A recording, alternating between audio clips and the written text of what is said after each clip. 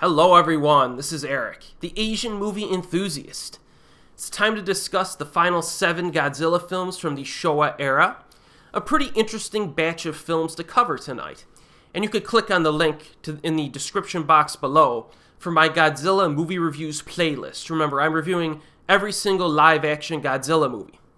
So let's roll. Let's do it. Our first film that we're going to discuss tonight is, of course, Destroy All Monsters from 1968, directed by Ishiro Honda, composed by Akira Ifukube, and the special effects director is Sadamasa Arikawa. And this gets some pretty good reviews online, especially by critics.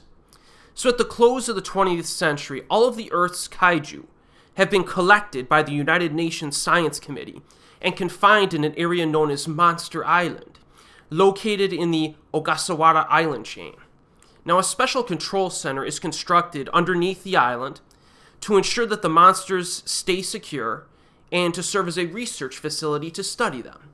But when communications with Monsterland are suddenly and mysteriously severed, and all of the monsters escape and begin attacking world capitals, Dr. Yoshida of the UNSC orders some men to investigate, and they discover that the scientists, led by Dr. Otani, have become mind-controlled slaves of a feminine alien race identifying themselves as the Kilox, who reveal that they are in control of the monsters, and they demand that the human race surrender to them or face total annihilation.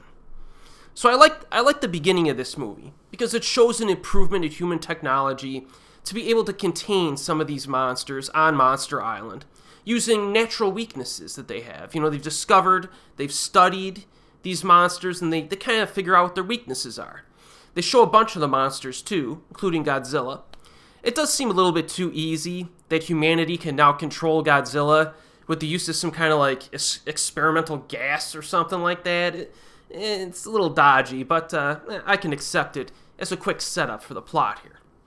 Now, the monsters are released and controlled by these aliens, and they start attacking cities around the world, of course. Pretty neat premise, and we do see some of the destruction early on, but those scenes are pretty abbreviated, almost in like a montage form, and we are constantly cutting back to the humans in their, boardrooms and control centers, trying to figure out how to deal with the problem.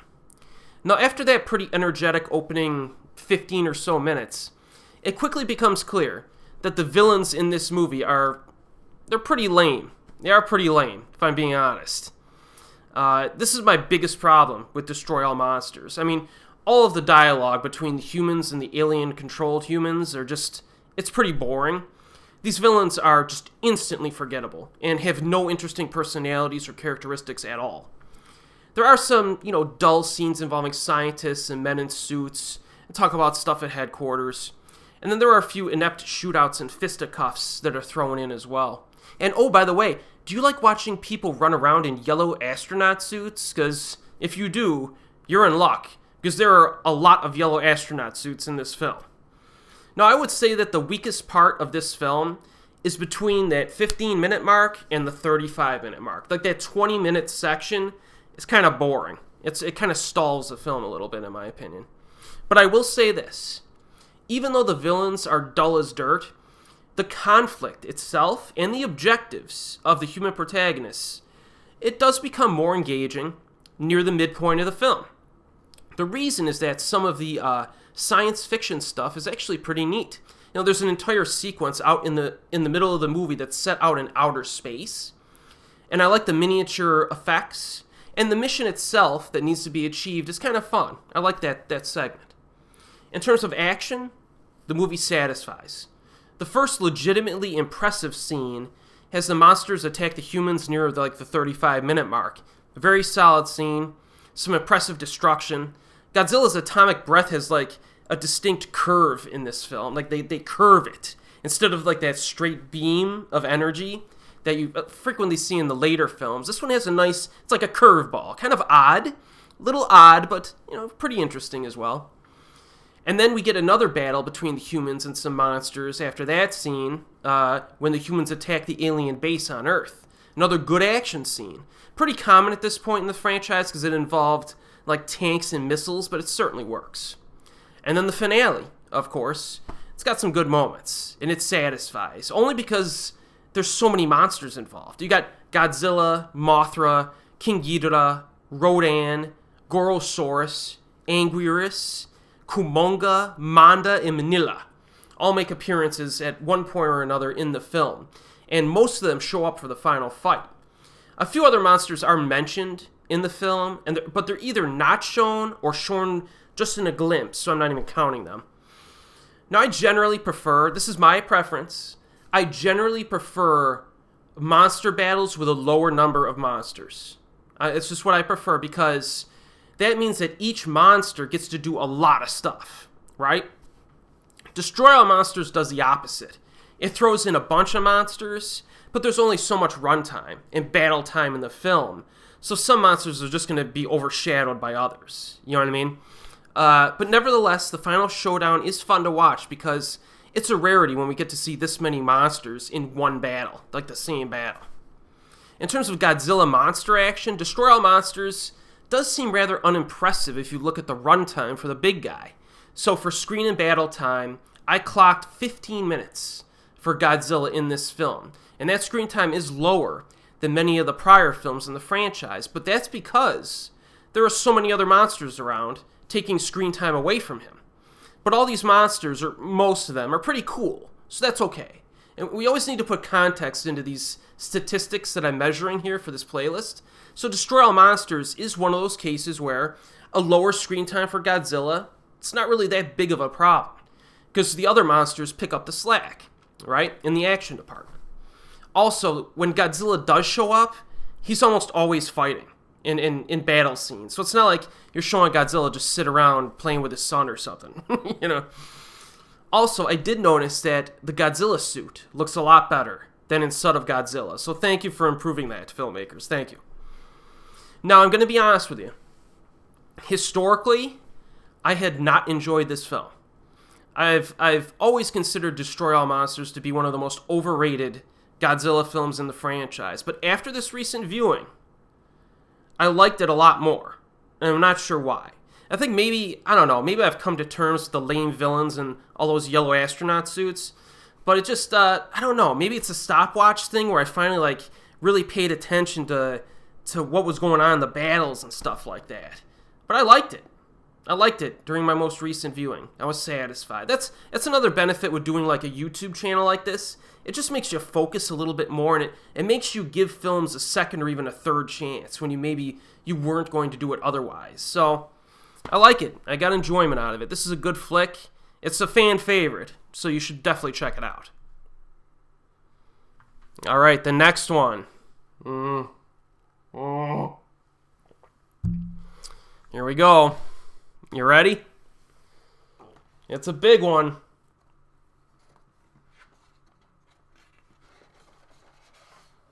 Oh, there he is. There's the little guy. Look at him. There he is. Oh, my girl's covering him up. Well, too bad. All Monsters Attack. Also known as Godzilla's Revenge, or Godzilla Manila Gabara, whatever you want to call this thing, from 1969. Directed by Ishiro Honda. Composed by Kunio Minauchi. Special effects director, Ishiro Honda. He takes over there. This one is one of the most reviled films of the franchise, and you'll see why, if you haven't seen it. So, Ichiro Miki is a highly imaginative but lonely kid. And there he is right there. Look at him with his little yellow hat. And he's growing up in urban Japan, and at the time polluted city of Kawasaki. And every day he comes home to his family's empty apartment because his dad works a lot and stuff. His only friends are a toy maker and a young girl. Every day after school, Ichiro is tormented by a gang of bullies led by a child named Sanko Gabara. To escape his loneliness, Ichiro sleeps and dreams about visiting Monster Island. So yes, this one, it's one of the most reviled and criticized films of the entire Godzilla franchise. But the first thing I hear from people defending this movie is that it was made for kids. Yeah, that's probably true. That's true. Do you know what else was made for kids? The Never-Ending Story and Return to Oz, which are way better than this. Not every movie needs to be that good, but it just gives you an idea of just because you're making a film that's made for kids doesn't give you an excuse to make it completely unwatchable to everyone else, right? So and especially in this franchise, this film comes smack dab in the middle of a 29-film franchise that is primarily made for a wider audience, at least a family audience, okay? You know, you could say some of them were made for kids, but again, a lot of them are family films. This one, especially, was made for little kids. So, this movie I saw, and I'm going to tell you this as well, I saw this movie multiple times growing up as a kid, and I was still bored by it. So even as a child, I knew this film was stupid. So we'll lay that out there too. But how do I feel about it as an adult? You could probably guess. Every time I watch this film, I'm convinced that it probably should not be classified as a Godzilla film. I don't even know if it deserves to be in this franchise, officially. You know what I mean? Technically, Godzilla doesn't even exist in the film. All the monster stuff is in the kid's head anyway, right? In fact, before rewatching this, even recently when I rewatched it, I go into it with the benefit of the doubt. I'm like, this isn't even a Godzilla film. Just look at it as like something else, like a spin-off Elseworld story. I go that far to give it an advantage, and every time it's still underwhelming. Now this film opens with an extremely grating song by a kid who can't sing. And they open it with a song sung by a kid who can't sing. So this film is obnoxious immediately. It doesn't even take its time to annoy you. It just comes out of the gates. And, you know, I do like some of the camera shots of the industrialized Japan. That's pretty neat. It's kind of a visual representation of the themes of the film. And I mentioned this in my review of Son of Godzilla. I really need to emphasize, monster design for Manila is just atrocious. You know, this little monster, it's just a rancid eyesore every time it shows up. We give props to these guys. I'm just being fair. We give props to these guys for all these fun monsters, even the dumb ones that are really cheesy fun. We always give them props for that, right? We're like, oh, these guys, so much imagination. They got, you know, freaking giant lobsters running around and stuff. But we need to blame them for mistakes. And the design for Manila is just horrendous. Yeah. I don't watch Godzilla films to be annoyed, and it annoys me. So, and I think if they just redesigned it kind of like the more recent, like baby Godzillas from the Millennium era, or whatever, you know, whenever they do them nowadays, they're always better. And they're bearable. They're bearable. If they would have done that, this film would have been a little bit better. Now, I've read some other defenses of this film online, like, you know, it's a subversive tale. Look at bullied, lonely children in a work-obsessed Japanese society. Yeah, I guess it is. But the script writing is still pretty weak. It's not like this kid's developed much. You know, in fact, the human child in this film becomes a worse person by the end of the film. I'm serious. Like, at one point, there's a dude who's painting, like, a billboard or something. And this little twit kid runs up to him and harasses him, so he falls off of his ladder and dumps paint all over himself. And he does this on purpose, to be friends with the bullies. What a little prick. And this happens at the end of the film. This scene happens at the end of the film. So this is the culmination. This element of disrespect and douchebaggery is the culmination of this kid's character development. The script writing in this film is pretty bad, dude. Now, I haven't even gotten to the action yet. Listen to this. It only gets worse. 75% of the monster fights in this film are stock footage from other Godzilla films. So we get stock footage of the Mantis fight in Son of Godzilla, the Condor, or as I like to call it, the mutant chicken attack from Godzilla vs. the Sea Monster, the lobster fight in Godzilla vs. the Sea Monster, the spider fight in Son of Godzilla, the jet plane attack in Godzilla the Sea Monster, Godzilla hanging out with Manila in Son of Godzilla, various shots of Destroy All the Monsters. I'm running out of fingers, guys. This is how much stock footage is in this freaking shameless film. Using this much stock footage, especially of monsters, you know what I mean? You could tell immediately that it's stock. It's just a shameless cash grab. I mean, there's no defending a pathetic production like this. It's right up there with, like, Gamera Super Monster. If you've seen that film, you know what I'm talking about. Now, in terms of new footage, there's a little bit. Gabara is the new monster. He's green and goofy looking. I kind of like him. You know what I mean? He walks around in the background behind some trees for a while. But he'll step out and pound Manila for a few seconds. But needless to say, the quality of the new monster fights we get is mediocre at best. I do like the point where Gabara grabs Manila, just starts freaking pounding him. I was like, yeah, go Gabara. I was rooting for Gabara in this film. Seriously. So obviously Manila's fighting strategies are pathetic. And then Godzilla shows up, has a little judo match. There's actually some judo moves in this, which I liked. With Godzilla doing some throws. So what little new monster action we get is decent enough, but there's not enough of it. In terms of Godzilla monster action, Godzilla's Revenge seems okay if you look at the numbers. So for screen and battle time for Godzilla, I clocked 19 minutes for the big guy in this film. It's not bad. That's more than Destroy All Monsters. But we need to add context. It's very misleading total, because 75% of that screen time is stock footage. Now, when we take that into consideration, Godzilla's Revenge actually has 3 times less new Godzilla footage when compared to Destroy All Monsters. So there's no getting around it. I mean, Godzilla's Revenge is just the most pathetic display of newly filmed Godzilla footage in the entire franchise, and it's not even close.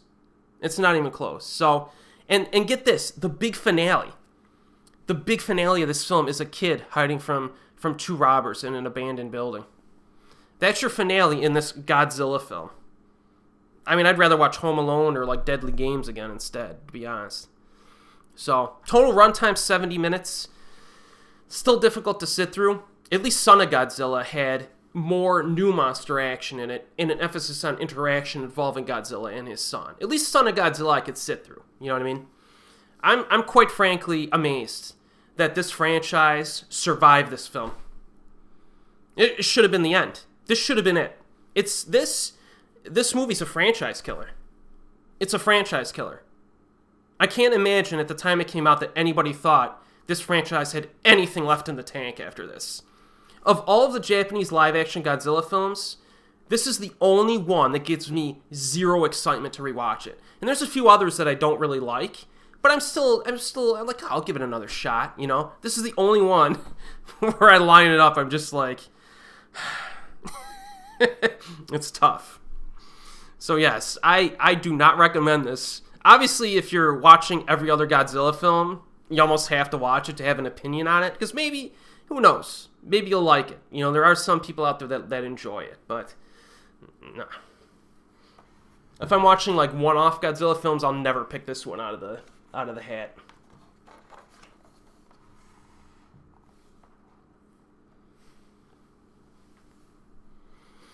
Yeah, it's some nice artwork there in this Criterion set. So, after that disastrous film, right? Somehow, just somehow, the Godzilla franchise survived Godzilla's Revenge. It survived Godzilla Revenge, and it came back strong. Godzilla came back strong with my boy. The Smog Monster, baby. The Smog Monster. He's coming, the franchise was dead. Just completely freaking dead from like a quality standpoint. Smog Monster shows up, just like, hold my beer, baby. I'm going to save this franchise. And that's exactly what he did. That's exactly what he did. See, putting it into context in the timeline, this movie was huge. So yes, Godzilla vs. the Smog Monster, also known as Godzilla vs. Hedorah, 1971. Director, Yoshimitsu Banno, got to change up. Composer, Richiro Manabe, and special effects director, Teruyoshi Nakano. So again, we got some transitions here. The microscopic alien life form, Hedorah, feeds on Earth's pollution and grows into a poisonous, acid-secreting sea monster. After it sinks an oil tanker and attacks Dr. Yano and his young son, Ken, scarring the doctor, Hedorah's toxic existence is revealed to the public. Ken has visions of Godzilla fighting the world's pollution and insists that Godzilla will come to humankind's aid against this Smog Monster. So first and foremost, Smog Monster, one of the greatest kaiju monsters ever conceived. I'm not joking. Hedorah is a really cool bad guy, progressing, I should say, through different phases throughout the film. He develops. And basically, he kicks Godzilla's butt for much of this film as well. He's an impressive foe. He starts off as like a big tadpole with big red eyes.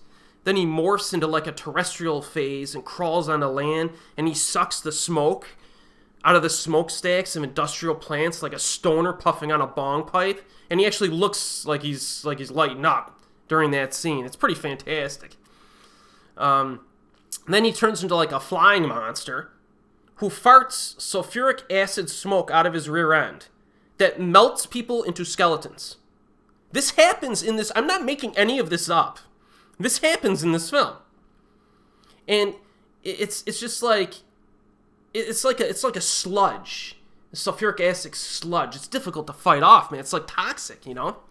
So I love this guy because he's unique, his multiple forms, attacks in fun ways, and he's tough to take down.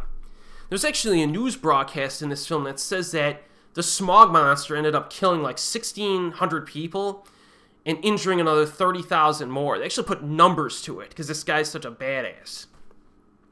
So Godzilla shows up, you know what I mean? He shows up at the 13-minute mark with a cool rising sun backdrop. Some corny music, but I liked it.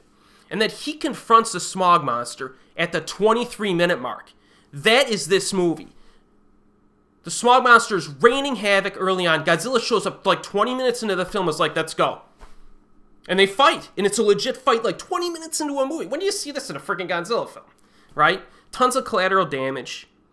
There's some disturbing deaths of individual humans, which you don't see that often in Godzilla films. There are corpse shots of like dead people drenched in like toxic sludge and stuff. It's pretty cool. And Godzilla has one of the greatest moments of the entire franchise. It involves his atomic breath, and he uses it in a very different way. Very interesting. And I also like how in the finale, you know how humans usually save Godzilla when he's in trouble? And I think that might happen one time in this film. But at the end of the film, the humans set a trap for the Smog monster, and they screw up. And Godzilla comes in and helps them. So I kind of like how they turned it around there. Instead of them, always saving Godzilla at the end of the film when he gets outmatched by something, it's the other way. I like that. And again, I must point out that some of the action scenes were shot at night, but they're lit well. So Godzilla's screen time and battle time in this film is freaking impressive. I clocked 38 minutes of screen and battle time for Godzilla in this film. So that's a new record for the franchise up to this point. Now again, these are my measurements. It's not scientific, but I'm trying to be consistent as I go through each film. But, in terms of approximations, this is still freaking impressive. Just as like a guesstimate, right? It edges out Mothra vs. Godzilla from 1964, by the way. That's in second place. Now, some of that screen time is padded a little bit, okay? With some there's more slow motion in this film, more like walking environmental shots with the big guy walking around. But there is a lot of action to enjoy, obviously, as well.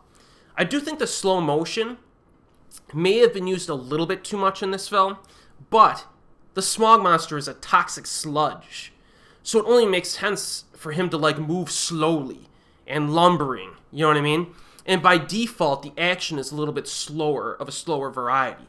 But I think it's still very entertaining stuff. Very unique, too, in terms of the attacks. Pacing is good. I do not get bored while watching this movie. The plot is very focused in this. There's no superfluous human-related side conflicts to worry about. Mostly everything in the film revolves around the Smog monster, the conflict involving it, and the related pollution. And we get some science experiments on him when he's in like tadpole form. It's pretty interesting, explaining the Smog monster's bizarre structure on a biological level. At one point, some little kids are playing with Godzilla figures, gives it a little bit of a meta feel. And yes, there is a kid character in this movie. There's a little kid, but he's not the prime focus of the film. So you can have little kids in Godzilla films, and they show up, they do their thing, but they don't drive the film from start to finish. And that I like that in this. Obviously the themes in this film are very heavy-handed. I mean, we're just beaten over the head with environmental themes. But it's still fun to watch. I mean, early on, Godzilla actually atomic breaths pollution at the beginning of the film. So, listen, if I'm going to be lectured by someone, I'd rather have Godzilla lecture me. I'm cool, This movie is also one of the more visually interesting of the franchise. The opening scene Has a lot of like disgusting, dirty seaside sludge.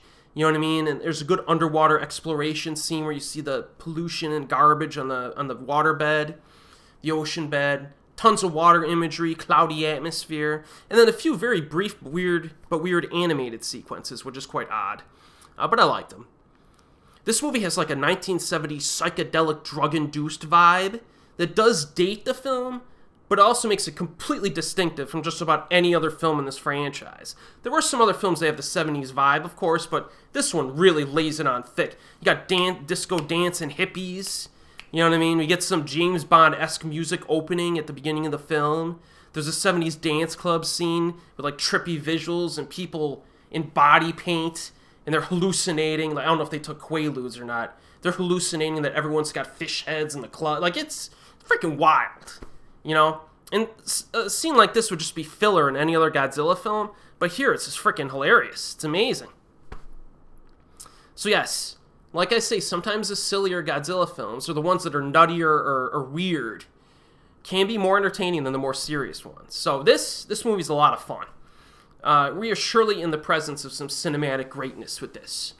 I'm amazed they made a movie this purely enjoyable after the disaster that was Godzilla's Revenge. So I think this movie was really important. I don't think it really did that well in the theater or whatever, but it kept it going. It somehow kept this franchise going. It's a miracle. I strongly recommend this. But again, I seem to enjoy it more than most people do. I'm a big Smog Monster advocate. He's my boy. All right.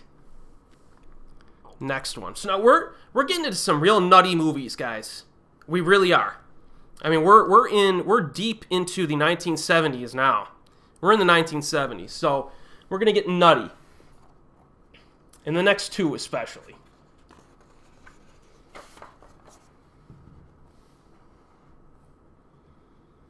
Godzilla versus Gigan. 1972. Director Jun Fukuda. The composer, it's kind of odd. I couldn't find anybody. I think it was like a group effort. A lot of recycled music thrown in here as well. Special effects director Teruyoshi Nakano.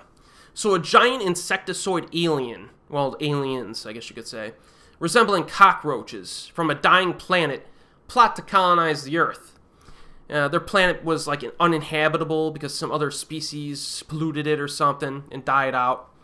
So the aliens assume the forms of dead humans. So a human dies, the alien takes their form, takes their identity. And they work, of course, at a peace-themed theme park, World Children's Land, because, of course, that's a perfect front for your world domination project. The centerpiece of this theme park is Godzilla Tower. And these aliens decide to use the space monsters Gigan and King Ghidorah, guided by two action signal tapes, to wipe out human civilization. And you got this manga artist, human, stumbles onto their plan after he's hired as a concept artist at this park. But most fortunately, Godzilla and Anguirus are ready to rumble. So the action signal tapes in this film are kind of oddly similar to the one used in the new Godzilla King of the Monsters movie from 2019. I would not be surprised if there was like an influence there. Some brief stock footage is used at the beginning from prior Godzilla films, but it only lasts, less than a minute. A few seconds of pollution footage from Godzilla vs. Hedorah seems to be used as well early on. And there's also a reused clip from Destroy All Monsters when Anguirus bites Ghidorah when it flies. But the stock footage in this film is not nearly as ridiculous as something like Godzilla's Revenge. That's for sure. Now, there's a human battle against Anguirus that occurs around the 30-minute mark. Pretty short, but fun. And then King Ghidorah and Gigan are both they're floating around in space on these diamond force field things. And the aliens destroy their prisons and then guide them to the Earth to attack. Gigan, pretty freaking cool design, man. Even in this older version, I know a lot of people prefer the newer version of him from a film that we'll get to later. But he's a cool design, even in this older film. Sharp armor, there's weapons on him, giant saw on his belly, so if you try to attack him at the front, he'll just saw you up. He's got hooks for hands and stuff. Pretty neat monster. This dude's pretty cool. The entire second half of this film consists basically of one long, entertaining monster fight. It takes place at night. You can clearly see everything, as I keep saying. Ghidorah and Gigan do a lot of structural damage and fight off considerable human artillery, like tanks and planes. The humans just throw a lot at these guys trying to stop them, and there's a lot of explosions to enjoy. And then these guys slug it out with Godzilla and his spiky friend. Lots of destruction. Godzilla gets beat up pretty good, and he actually bleeds in this film. Kind of like, we see blood more in the Gamera films, I think, than the Godzilla ones, but there is some blood in this one. We get some wrestling maneuvers, it's like the WWF, baby, like pro wrestling maneuvers. Some throws, somersault type stuff, the tag team maneuvers and everything. It's good stuff, man. The production values of this movie are actually pretty good. I don't know if it was the print I was looking at or what, or Blu-ray quality on this, but it looked more modern than some of the ones that came before it.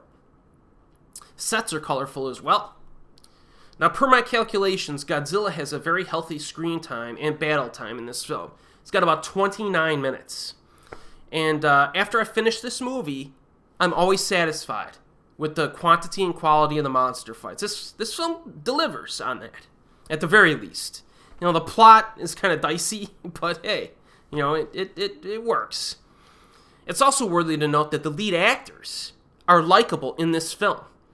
The true form of the aliens is freaking hilarious when you see it, and the overall human aspect is far more amusing than in many of the other films in the franchise. We have 3 protagonists. They're kind of goofy, but they're kind of memorable and very, charismatic. You know what I mean? The theme park angle is fun.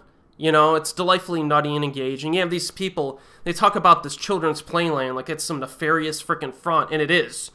But it's hilarious that all this takes place at a children's playland, this evil conspiracy. And it makes the slower opening half go by actually fairly quickly. The aliens' plan works pretty well. But the final plan by the humans to take out the aliens is one of the best scenes of the entire franchise. The first time I saw it, again, it was like the ending of Ghidorah the Three-Headed Monster. I was on the floor, gasping for air. I was laughing so hard. It involves an elevator, and that's all I'm going to say. Unbelievable scene. It's unbelievable. It's one of my favorite scenes of the whole franchise. So yes, I tend to enjoy this film more than most people. But this is one of my go-tos. When I want like a cheesy, fun Godzilla flick, I watch this one. This one's in a rotation for me. So I really enjoy it. But go in with tempered expectations.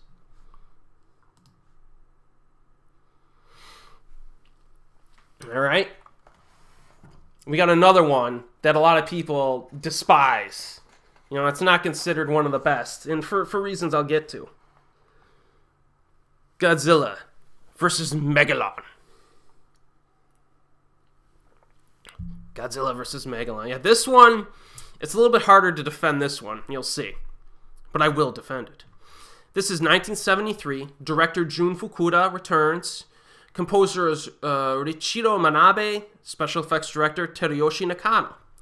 The most recent underground nuclear test set off near the Aleutians sends shockwaves as far across the globe as Monster Island in the South Pacific. So again, we got nuclear bomb tests that are causing problems. It disturbs monsters like Godzilla, Anguirus, and Rodan. And for years, Seatopia, an undersea civilization, has been heavily affected by the nuclear testing. Now, upset by these tests, the Seatopians get pissed off, and they're ready to just destroy humanity. It's time to end these people on the surface with their freaking nuclear weapons, right? So they convince their Beetle-style cyborg god, Megalon, to destroy the surface world out of vengeance. So you get the human characters in this. The protagonist is like an inventor with his 2 buddies, and they get ambushed by agents of Seatopia. So you're like, wait, Seatopia is trying to rule the world. What do they want with this like trio of like scientist dudes or researchers? Well, it's because these researchers are working on a very high-tech humanoid robot called Jet Jaguar. And the Seatopians want to get control of Jet Jaguar to help them take over the world with Megalon. Yeah, that's the plot of this movie. So this movie's like, it's a tag team film. You got Godzilla and Jet Jaguar versus Megalon and Gigan. who's returning. So the human plot elements are dim-witted, not as much fun as Godzilla vs. Gigan, but there's definitely some amusement to be had. I like the fact that our leads are the people developing Jet Jaguar. It gives a different perspective from the protagonist angle. Again, you don't get a lot of scenes in this film with, like, you know, scientists and, like, military dudes. You just don't get that here, and I kind of find it refreshing whenever that's not in a film. There's a little kid in this. He tags along throughout the film, but he's not the prime focus. You can have your kids in your Godzilla films, but you don't have to make them the prime focus. You know, they're family films. Put a kid in there if you want, but use them well. And the kid's okay in this. You know, he doesn't dominate the film with a bunch of kiddie nonsense. And actually, the kid in this film's got a tangle with the big boys because he gets knocked out a few times by some of the adults, which is pretty fantastic. So yeah, the Seatopia culture, it's completely absurd when they show it. It's like they got this Roman-esque clothing with ancient statues, and then you got this like Las Vegas casino-style interior designs. I'm like, what is this? It's odd. I kind of wish I saw more of it, to be honest with you, but it's amusing, I could describe it as. They do a little ceremony to bring Megalon to life. Now, the monsters are absent for much of the opening half an hour, which is a problem for this film. But there is a lot of monster fighting after that. You get some stock footage. It's used in other Godzilla movies like Godzilla vs. Gigan and Ghidorah the Three-Headed Monster. But it's primarily used for the military, vehicle, and city destruction scenes, not the monsters themselves that much. But it is important to point out as well that there is a lot of new stuff in this film, because I hear people complain about the stock footage in this one a lot. And it is a valid criticism, but you also get a lot of new stuff in this too. So, again, I always say this, it's always refreshing to see a Godzilla movie with new monsters, or monsters that are not utilized often in the franchise. Megalon, he looks like a walking cockroach with drill hands and a metal antenna on his head that shoots like electricity. He hops around, gets a bunch of scenes which are cool. He tangles with the military a little bit. They use basic weaponry, of course, which is no match for him. But he lays waste to a bunch of tanks and fighter jets, and then he destroys a bunch of buildings rather efficiently. His movements are real quick instead of slow and lumbering. And he can fly quickly, he can dig underground, all sorts of stuff. A very underrated kaiju monster, Megalon is. He really is. Now, it's true that the stock footage destruction shots are a lazy tactic by the filmmakers, and it should be called out as necessary. But it still works rather effectively at showing Megalon's power. You know what I mean? And if you haven't seen Ghidorah the Three-Headed Monster recently, you may not even care that it's stock footage from that film. You know, a lot of the destruction scenes. Personally, again, this is a personal thing for me. I find it more distracting when the stock footage is of actual monsters rather than destruction.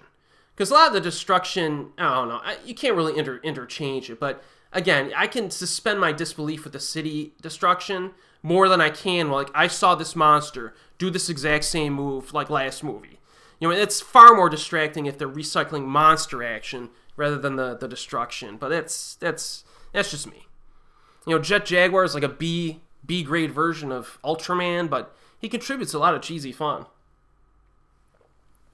You know, I like the way he talks to Godzilla, and the way he moves is very human-like. You know, it adds a completely different dimension to the monster fights.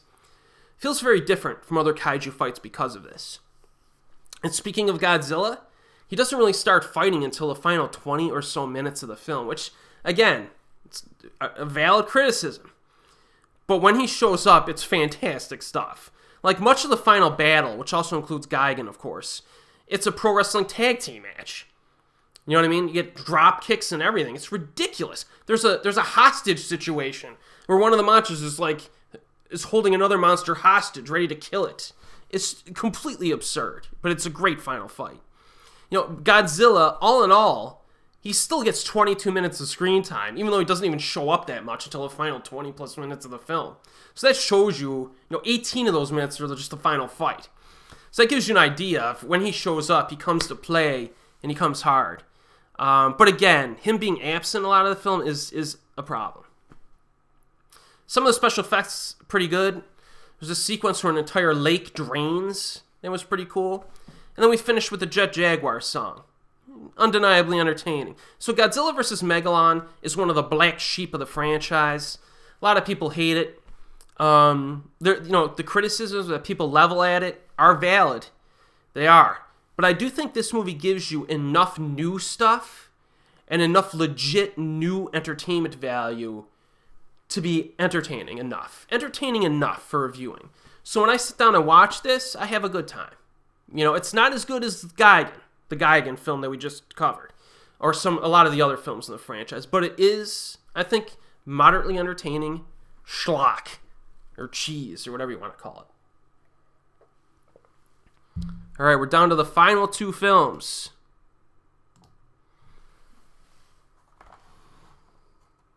And we come to the one that's one of the more highly acclaimed of the video tonight, the films we're talking about tonight. And that is, yes, Godzilla versus Mechagodzilla. Yes. Director Jun Fukuda returns. Composer Masaru Sato. Special effects director Teruyoshi Nakano. This one gets good reviews online. So it's weird. After Godzilla's Revenge, you're like, man, this franchise is over. And it contributes some crazy cheese and stuff after that. And now it's starting to get its footing and actually contributes to a film that most people put high on their, or in the upper echelon of their favorites in the franchise. So the franchise is kind of recovering a little bit. Maybe not from a box office perspective, but from a quality perspective. So strange events are taking place in Okinawa. A priestess has terrifying visions of a city being destroyed by a giant monster. And then a type of metal not found on Earth is discovered in a cave by a spelunker, who takes it to a professor for examination. So Godzilla emerges, begins a destructive rampage, despite the fact that he's grown quite tolerant of humans within the last few years. So, Godzilla in the last few films has been kind of a good guy, right? So why is he coming out and just wrecking shop? Like he's mad at the humans for something. If you haven't seen the film, I won't tell you why. Anguirus, on the other hand, confronts him, so that they have a showdown. And then King Caesar, some monster that we've never heard of before, is sleeping in a mountain somewhere. So he'll show up later. And then you have Mechagodzilla showing up as well with advanced technology. So it's this mechanized version of Godzilla, which could be the world's new great threat. So there's a lot of moving parts in this one. The human characters in the story in this film, I think, are actually pretty good. They are. They do start to feel a little bit drawn out after the hour mark, because there is kind of an absence of the monsters during the middle section. But this movie begins with a pretty fascinating premise, which I'm not going to spoil for you in case you haven't seen it. Because I remember the first time I saw this, I was like, wow, I didn't really see that coming when I first saw it. Although there are some tells if you're paying attention. Again, fascinating premise at the start, but then in the middle of the film, it kind of morphs to kind of like a basic thriller chase plot with the humans. There's a sequence involving imprisonment and escape right in the middle of the film. It kind of drags it down a little bit. I thought it was kind of dull. I think it would have been more interesting if it was more focused on the protagonists, focusing on Mechagodzilla's abilities and weaknesses. That would have been cool. Almost like an espionage film. They're trying to get like the Mechagodzilla plans or something to find. That would have been a cooler plot, I think, to me, than the one they really went with in the middle of the film. And in some way, I do feel like King Caesar's presence kind of takes away from the main plot a little bit. I like him as a monster, but it just makes the movie feel a little unfocused in the middle section. Now, in terms of the human-based action, there is a good fist fight early on, actually, and then there's another good scuffle later on. So actually, human action is a little bit better in this. The makeup effects are horrible, though. Really bad makeup effects. I mean, the aliens have like 8 masks. I mean, they pick them up at Walmart, or back then it was probably Kmart. They're picking up these masks. I'm like, man, you couldn't, just don't even do it if you're gonna resort to that, man. That was bad. But the action delivers here. We get a good fight between 2 of the Titans at the 21-minute mark. Hard hitting. It gets a little bloody. There are a few surprises during that scene. It's a cool misdirect in the film. And I kind of wish that element, I wish the first third of the film was almost like dragged out to the first 2/3. I think it would have made it really interesting if you drag that out, cut out that middle crap with like the getting in prison and escaping nonsense with the human characters, and just extend that opening third to the 2/3 mark, and then have a reveal then, and then get to your finale. I would have preferred that in this, personally. But again, the monster fights are surprisingly good quality, and violent. We get some entertaining city destruction again, fights between Godzilla and Mechagodzilla, very explosive. Very explosive fighting in this. And introducing something like Mechagodzilla, it helps to mix things up in the franchise. Like, I'm marathoning these films again, and I don't really get bored of them. You know what I mean? Like, you could say the structure of each film is kind of the same, but I don't know, adding different monsters, throwing in some different characters, mixing up the plots a little bit, I don't get bored marathoning these at all. And that really says something to the franchise. Keeping it, refreshing it a little bit. So you get this mechanized version of Godzilla. It's something different for Godzilla to tangle with. I like the design of it. Different kinds of weapons. It uses at different times in the film. A lot of firepower. This Mechagodzilla's got some firepower, dude. He's got like the rainbow-colored eye lasers are sweet. And yeah, real good. Good variety here. King Caesar shows up like in the final third. You still have to wait for some lady to sing his song. And his song is freaking long. It feels longer than the Mothra song. It just does. Maybe because it's less memorable. But, when we get to the final fight, it's fun. It's fun. King Caesar, he looks like a giant dog with, claws for hands. He's kind of scruffy looking. He runs around, attacks fast. You know what I mean? It definitely adds another dynamic to the final fight. And we get more monster blood in the final fight. So, and at one point, Godzilla gets struck by lightning and gets stronger. And then he develops some crazy superpower at the end of the film. I'm like, wow, okay, whatever, just roll with it. So, Godzilla's screen and battle time in this film seems low. It is low. It's 16 minutes. And I'm obviously not counting that one scene. If you're all thinking of that one scene, I'm not counting it. You know what I mean. But if I count that scene, it's probably more like 20 minutes. But again, you always have to add context to the screen time. The 16 minutes in this film works, although I do think another scene in the first half would have been good, like a 5-minute monster battle. You know what I mean? That would have helped improve the pacing a little bit. But I do enjoy Godzilla vs. Mechagodzilla. I seem to have a few more problems with this than the typical person, but it's a good flick, man. Higher priority item. A lot of people put this high on their favorites list, understandably so. So again, this is one definitely recommendable. So yeah, so we're covering, if you want silly films, you got them tonight. If you want films that are really nutty, like Smog Monster, you got that. You want films that have more of a traditional quality, you go with this one. So it's a little variety. It depends on what you're feeling like. Or just marathon all of them. That's the easiest thing. Final film in the evening.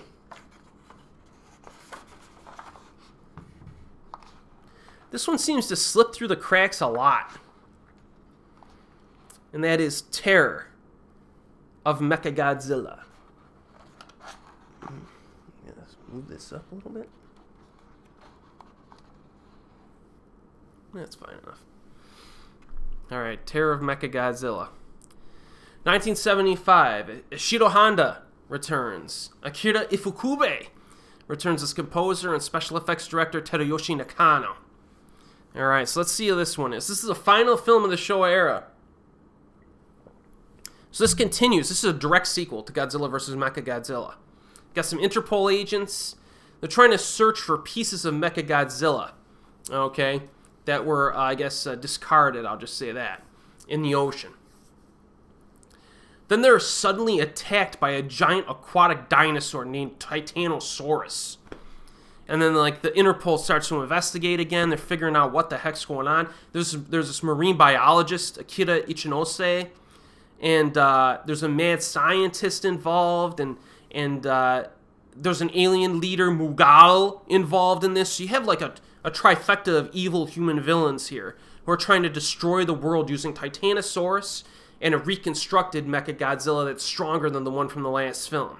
And that's their plan. Alright? Now, the story in this film, I'm kind of on the fence about it. Sometimes when I watch Terror of Mechagodzilla, I like the story and I'm engaged with it. Other times I feel that it's a bit boring and lethargic. It really depends on what I'm feeling like that night. Like, if you're in the mood for a slower paced, more serious story involving like a mad scientist, it's got like a mad scientist vibe to it. You know what I mean? It's pretty good if you're in the mood for that. On the other hand, if you're in the mood for like a fun, bristly paced kaiju film, it's going to be problematic because like the opening hour of this film is pretty slow. It's pretty slow. You gotta connect with the story to really get the most out of this one. You'll be begging for the monsters to show up if you're not in the mood for it. If you're marathoning these movies, this film is going to throw you for a loop. It's going to confuse you. Because you're like, wait, just a few movies ago, I was watching Gigan and Megalon running around, and now the filmmakers want to really bring things back to basics and get serious again.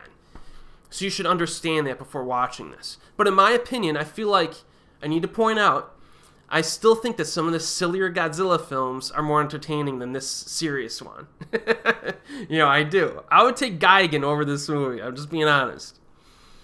Now, some of the special effects work is neat. I like the submarine stuff. I really like the shot. There's a shot of Mechagodzilla in the underground base where they're repairing it, and it's like a camera shot that pans all the way up. Really good special effects in that shot. It really he's convincingly huge. I really like that shot. Then there's a pair of fake human breasts at one point, which I was like, all right. So, all right, it's kind of odd, but I'll take it. Now, in terms of the monster fights, it begins with some replayed fights as like an intro at the beginning. Titanosaurus shows up early, like the 9-minute mark, destroys a boat, and then like 30 minutes in, he attacks again, but those scenes are really short. Titanosaurus attacks the humans like more thoroughly near like the 40-minute mark. Pretty good scene. Pretty good scene of destruction. This dude's got a long neck, kind of goofy looking, but he's got some good leaping ability. His jumping ability is pretty impressive. He's got some good moves.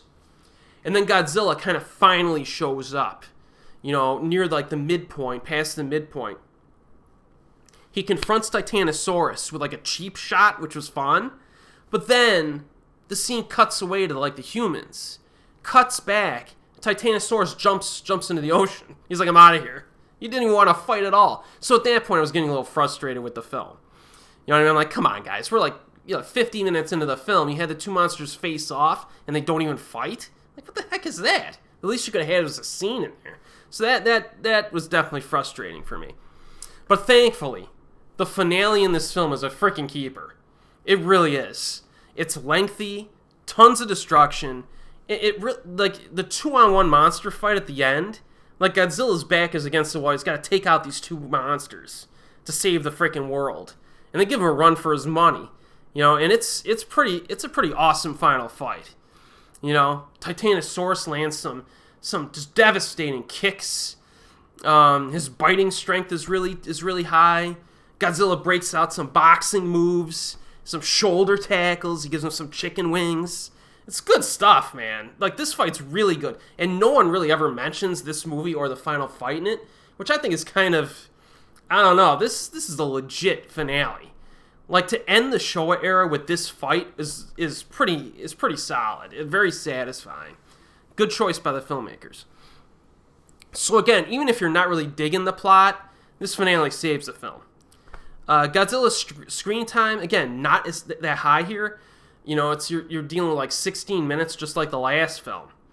But when a kaiju film finishes this strong, and this movie finishes strong, you can't really complain that much. You gotta give it a pass grade. I do. You know what I mean? So again, if you're in the mood for the type of plot I mentioned, you'll probably really like it. But if you're kind of in the mood for a fun kaiju film, really it's just the last fight that's really, really good for you. But yeah, I do like this movie. I think Godzilla vs. Mechagodzilla is a more balanced film, a little bit more purely entertaining and balanced with the drama and the action. But Terra Mechagodzilla. It's worth checking out, people. It's worth checking out.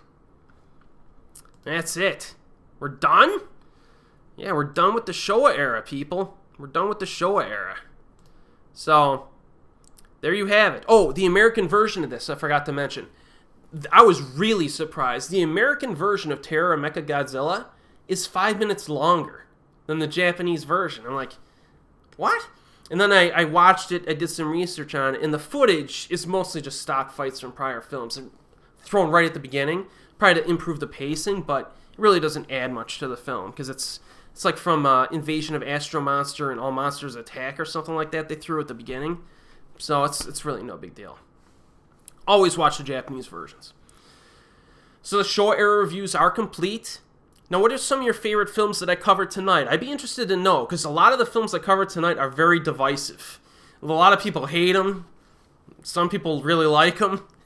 You know, I'm wondering, I think my opinion on a lot of these films would probably be contrary to popular opinion, but that's the way it is. That's Godzilla for you, man. You take all 29 of these Japanese films, and of course I'm reviewing the Hollywood ones as well, but if you take the Hollywood ones too and throw them in, I mean, everyone's list is going to be different. I mean, you'll have wild inconsistencies, you know what I mean? But you do have something, you know, there are some general opinions, you know, like, I think most people would think Godzilla vs. Mechagodzilla and Destroy All Monsters are probably the best two films from the ones I covered tonight.